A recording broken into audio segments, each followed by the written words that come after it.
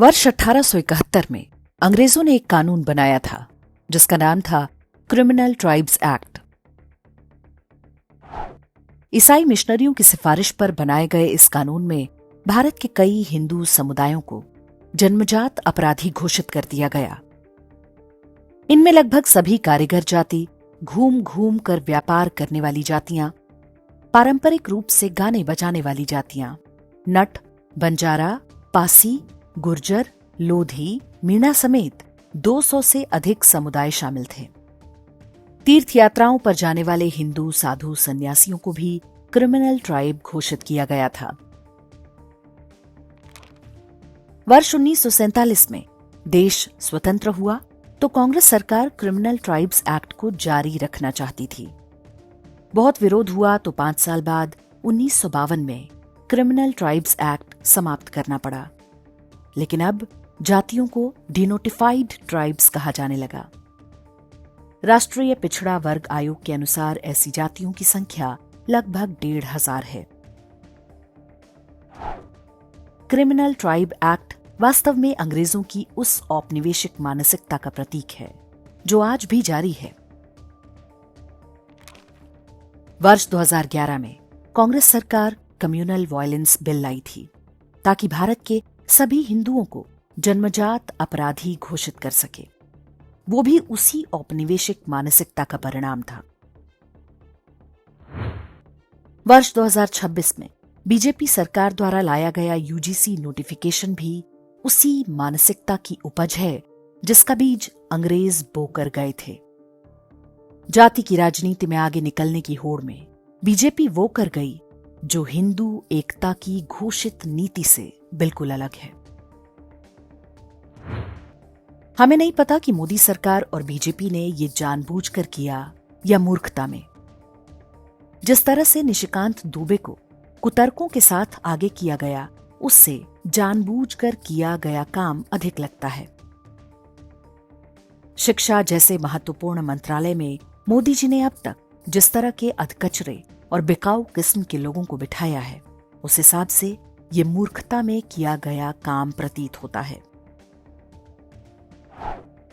UGC की ऐसी guidelines कैसे बनी जो भारत में हिंदुओं के एक बड़े वर्ग को जन्मजात अपराधी घोषित करती हैं?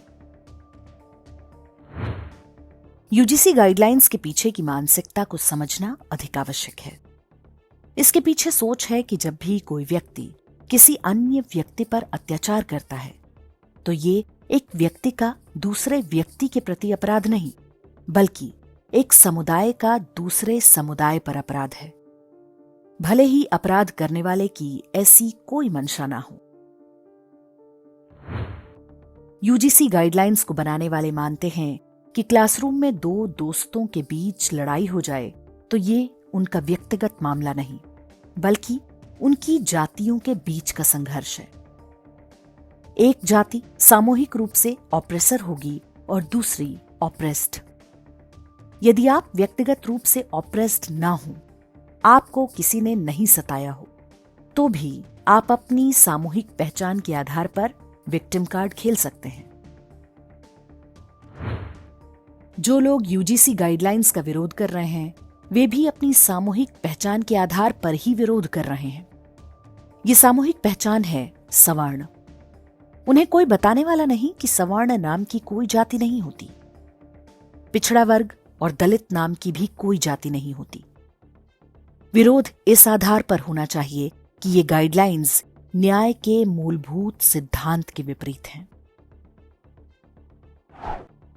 स्वतंत्रता के बाद क्रिमिनल ट्राइब्स एक्ट का जिन नेताओं ने सबसे अधिक विरोध किया, उनमें बीजी खेर, मोरारजी देसाई, गुलजारीलाल नंदा और पंडित हिरेन मुखर्जी जैसे दिग्गज थे। उनके लिए अपनी सामूहिक पहचान और अपराधी घोषित की गई जातियों की सामूहिक पहचान में कोई अंतर नहीं था। एक औपनिवेशिक षड्यंत्र के विरोध में वो पूरे समाज का प्रतिरोध था। कम्युनल वायलेंस बिल जब लाया गया था, तब पूरे हिंदू समाज ने एकजुट होकर प्रतिरोध किया था।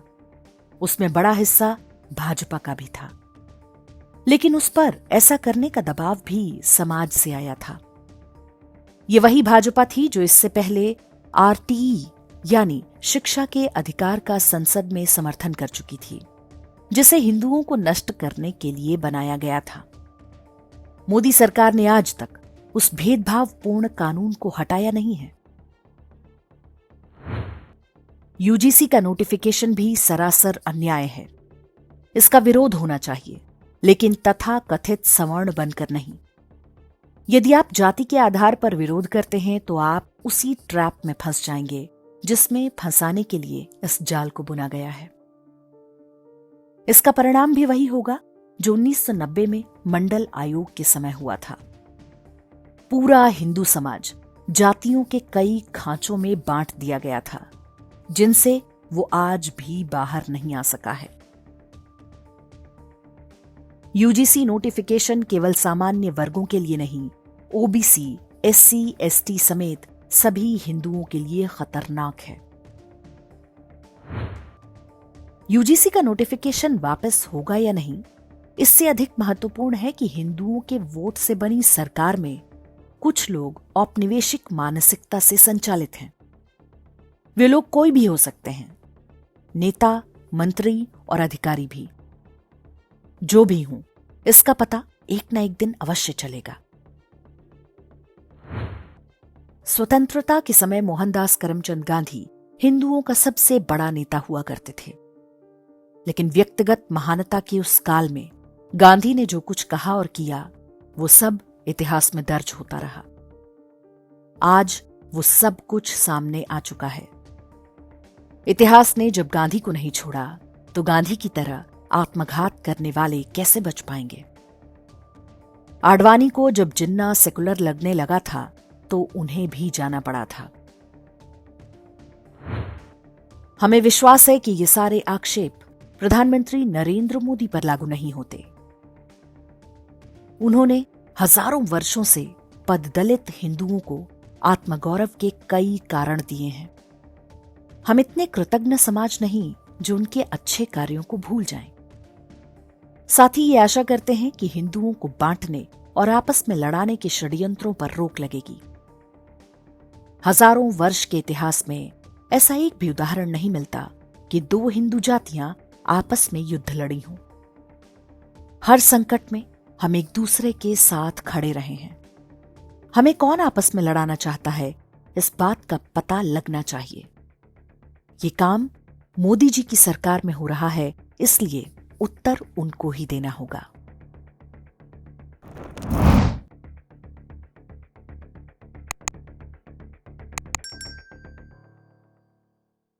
इंडेक्स ऑनलाइन के वीडियो समाज को समर्पित हैं। आप इनको डाउनलोड करके जैसे चाहे वैसे प्रयोग कर सकते हैं। चाहे तो आप हमारे टेलीग्राम चैनल से जुड़ सकते हैं।